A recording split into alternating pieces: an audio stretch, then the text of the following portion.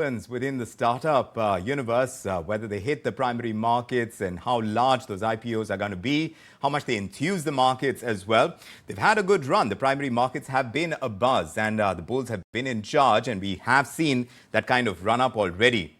And thanks for that, Sharad, for walking us through it. But since we're talking about the markets, as expected, the bears, they are giving a tough fight right now to the bulls, and this is happening in the first week of January. At one point, on the 1st of January, the Nifty has scaled 21,800 levels. But today, it has settled way below at 21,700 levels.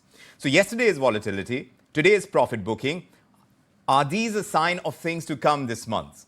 Are overbought conditions coupled with third quarter earnings anxiety, which might give bulls a run for their money? Let's find out. Mahantesh Sabarad, independent market expert, joining us on this conversation. Mahantesh, good to have you with us. One aspect we face in January is something that we have discussed. It's about the seasonality, and that factor would play out. But how much do you associate this trend that we've seen in market performance over leap years? How closely do you associate that? Because 2024 is a leap year. We've seen it takes me back in time to 1992, the Harshad Mehta scam. And there have been several leap years after that we've seen the markets not do well and the bears have been in charge. How do you associate what has happened in leap years to where we are at in the markets right now, the run-up we've had and the current valuations? Frankly, I've never looked at it in this manner in terms of associating any market returns with a particular year, particularly a leap year. You have to look at it, the markets and the returns very wholesomely in terms of what all factors really contribute towards the towards the market rise or fall.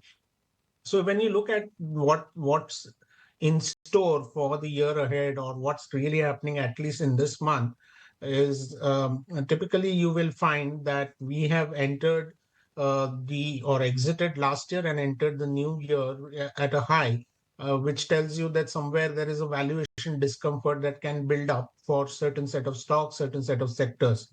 But that may not necessarily translate into weak returns because the corporate profitability has been strong.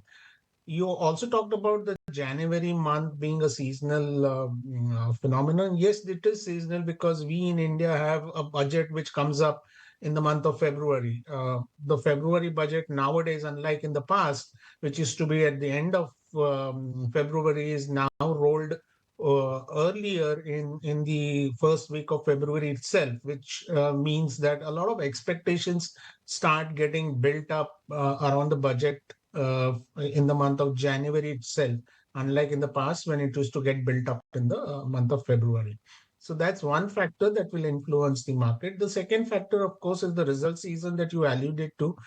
And the third factor, which I already talked about, the valuation discomfort started creeping in because the markets turned up very high last year.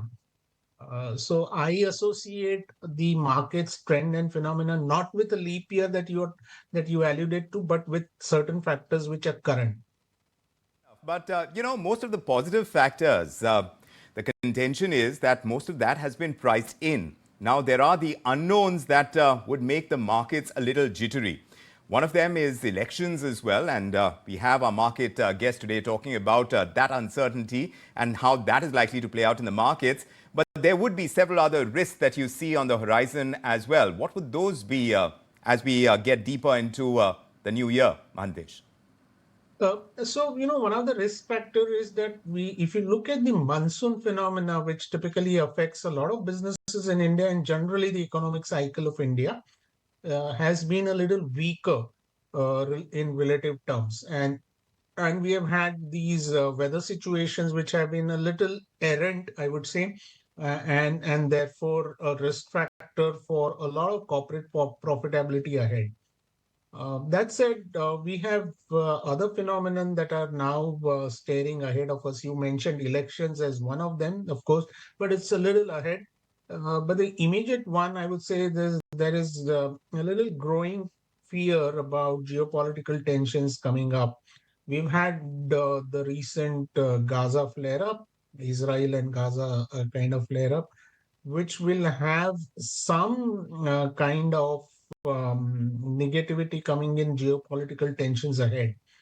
And we also have a situation where the Fed's overall interest stance, which most people anticipate will soften going ahead, may turn out to be a surprise, as inflation may not necessarily get arrested in the manner or in the at the speed that the Fed would desire. So these risk factors or these uncertainties would certainly affect the market. Most of these factors are negative in nature right now. And coming off a very high market, the global markets are also high. Indian market is at also a record Yes. level. These factors seemingly So are a yes. So little taking that onerous point, to. Mahantesh, that the markets are at a high, would you say this is the time for profit booking or using dips to buy further? No, I would rather say this is the time to refresh your portfolio, because not all stocks reach high levels, not all stocks reach expensive valuation levels. There are certain companies who are late starters when it comes to either valuation or their profitability. So it's time to really refresh your portfolio and hunt for those which have been late starters or late to this whole party of a market high. The markets, Mahantesh, and we'll keep reconnecting with you. Thanks very much for walking us through the current situation, at least, and the outlook.